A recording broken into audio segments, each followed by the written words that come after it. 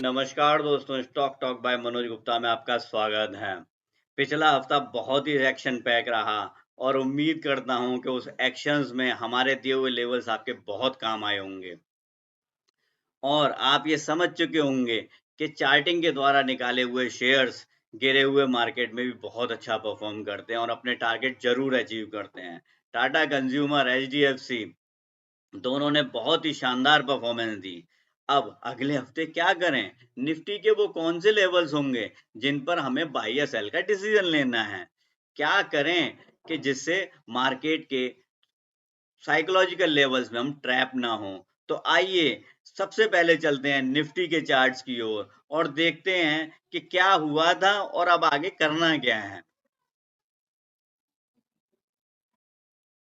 ये देखिए, ये रहे निफ्टी के चार्ट। मैंने गैप्स भी इसमें ड्रॉ किए हैं और मैक्सिमम रेजिस्टेंस, मैक्सिमम सपोर्ट भी ड्रॉ किए हैं। जैसा कि आप देख सकते हैं, मंडे ट्यूसडे में निफ्टी ने नए हाई बनाए और वेडनेसडे को जो सबसे बड़ा नया हाई अब बना था वो बना था 16,688 रुपए 95 पैसे का। यानी कि अब निफ्टी का नया लाइफ टाइम हाई हम राउंड फिगर में बोलें तो 16,690 का है। अब क्या होगा अगले हफ्ते? क्या निफ्टी गिर जाएगी जैसे कि फ्राइडे को गिर के खुली थी, या आगे बहुत अच्छी तरह और नए हाइज बनाएगी? तो मैं आपको दो चीजों की तरफ ध्यान आकर्षित करता हूँ। मुझे लगता है निफ्टी अब कोई नया हाई इमीडिएटली नहीं बनाने वाली है। It will take some time. जैसे कि जब हम कोई बड़ा रन अप ले लेते हैं तो हमें थोड़े से रेस्ट की जरूरत पड़ती है। ऐसे ही Nifty now will rest now. So लेकिन बुल ट्रेंड नहीं खत्म हुआ है। अगर आप ये सोच रहे हैं कि बुल ट्रेंड खत्म हो गया, निफ्टी ने करेक्शन देनी शुरू कर दी, तो ऐसी गलती बिल्कुल ना करें। ये दोनों लाइनें मैंने सिर्फ इसीलिए खींची हैं ताकि आपको वो सही लेवल्स मिल सकें जिन लेवल से हमें निफ्टी में बाई या सेल की कॉल इनिशिएट करनी है। अगर निफ्टी 16,180 के नीचे फिसलती है तो आप बहुत आराम से शॉर्ट कर सकते हैं, लेकिन उससे पहले हम सिर्फ और सिर्फ बाइंग अपॉर्चुनिटी देखेंगे। कहां तक देखेंगे? 16,690 तक। तो मेरी पहली कॉल होगी कि आप 16,460 के आसपास जहां भी निफ्टी मिले वहां बाई करें। 16,370 का लगाएं एसएल और हमारे टारगेट होंगे 16,520, 16,600 और 16,670। उसके बाद हम वेट करेंगे निफ्टी का नया हाई बनने का। अदरवाइज वहां से जो करेक्शन या डिप आएगी उससे हम फिर एक बाई कॉल इनिशिएट कर सकते हैं। शॉर्ट तब तक ना करें जब तक कि 16,180 के नीचे निफ्टी टिकती नहीं है। ये हमारी बेस्ट ट्रेडिंग स्ट्रेटेजी होगी। अब बैंक निफ्टी में क्या करें? देखिए, बैंक निफ्टी बहुत लंबे समय से कोई परफॉर्मेंस नहीं दे रही है। ऊपर से इन्होंने ये हैंगिंग मैन और बना दिया है, इन्वर्टेड हैमर कह सकते हैं, हैंगिंग मैन कह सकते हैं, है ना? ये बना दिया है, रेंज अपनी तोड़ दी है। अब इसमें क्या करें? अगर वीकली चार्ट भी देखें तो भी बहुत लंबे समय से इसकी कंसोलिडेशन चली रही है। वीकली चार्ट पर अगर हम कंसोलिडेशन की लाइनें खींचते हैं तो वो होंगी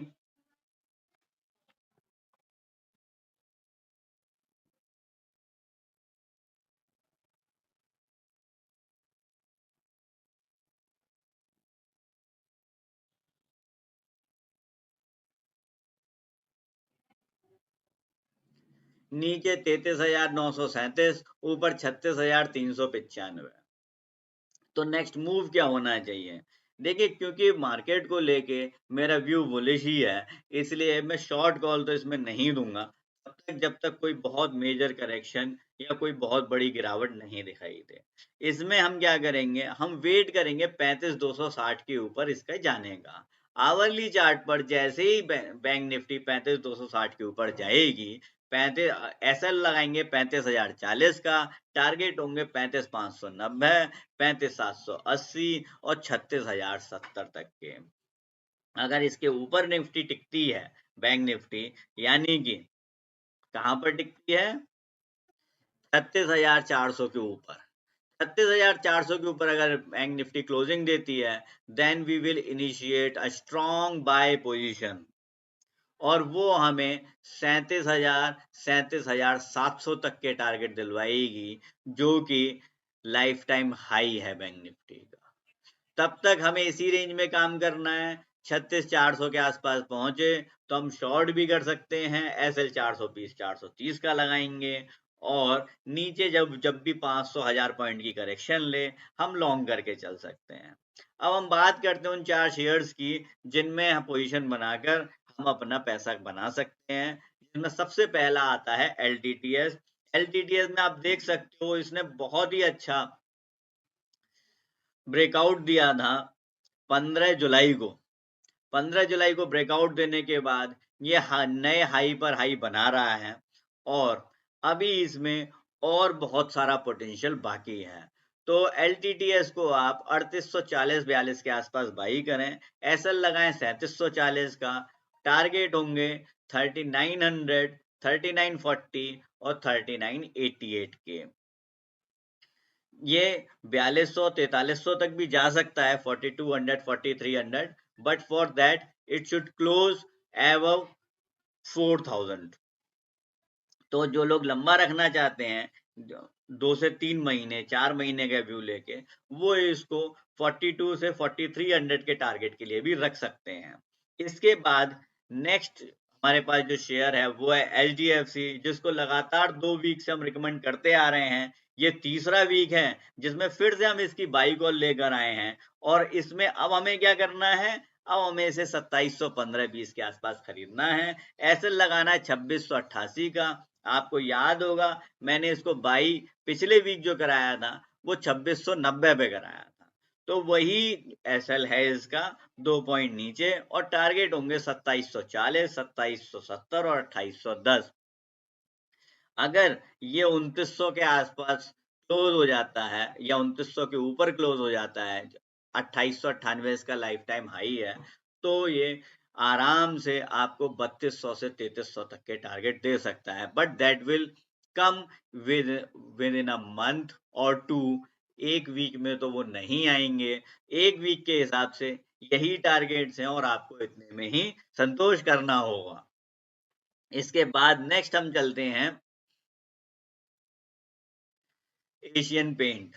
एशियन पेंट जो फ्राइडे को उन चंद शेयरों में है जो बहुत तेज चले और इसने एक शानदार ब्रेकआउट दिया है। अब हम इसकी रैली को कंटिन्यू होता देख रहे हैं, इसीलिए हमारी बाइंग रिकमेंडेशन है। आप इसको 3078-82 पर बाई करें, 3044 का एसएल लगाएं और टारगेट होगा 3120, 3150 और 3178। एक चीज इसके बारे में भी कह दूं, अगर ये 3200 के ऊपर क्लोज होता हुआ नजर आए तो आप इसे लंबे समय के लिए भी रख सकते हैं और इसके जो टारगेट होंगे वो 3400 से 3500 तक भी जा सकते हैं, क्योंकि बहुत लंबे समय से ये कंसोलिडेट कर रहा था। ये इसका वीकली चार्ट है और अब इसको ब्रेकआउट देने का समय आ गया है। इसके बाद हम चलते हैं बजाज फाइनेंस। ये भी एक बहुत ही स्ट्रॉन्ग शेयर है। 6100-6200 के आसपास हमने अपनी वीकली कॉल्स में इसको इंक्लूड किया था और बहुत अच्छे टारगेट दिए थे। अब हम फिर से इसको इंक्लूड कर रहे हैं। 6610-15 के लगभग बाई कॉल इनिशिएट करें अपनी, 6518 का एसएल लगाएं और टारगेट होंगे 6700, 6770 और 6840। इसके बारे में भी यही कहूंगा, ये 7200 तक के टारगेट दे सकता है, but for that you have to wait. अगर आप सिर्फ वीकली कॉल्स पर खेलना चाहते हैं तो ये टारगेट सफिशिएंट है। अगर कोई लॉन्ग रन के लिए रखना चाहता है तो वो इसे अब भी रख सकता है, अभी भी इसमें बहुत पोटेंशियल बाकी है। अब हम आते हैं अपने प्रीशियस मेटल्स या बुलियंस के पास, जिसमें बहुत सारी पब्लिक कंफ्यूज भी है और फंसी हुई भी है। बुलियंस ने काफी परेशान किया हुआ है। सबसे पहले गोल्ड के बारे में बात करते हैं।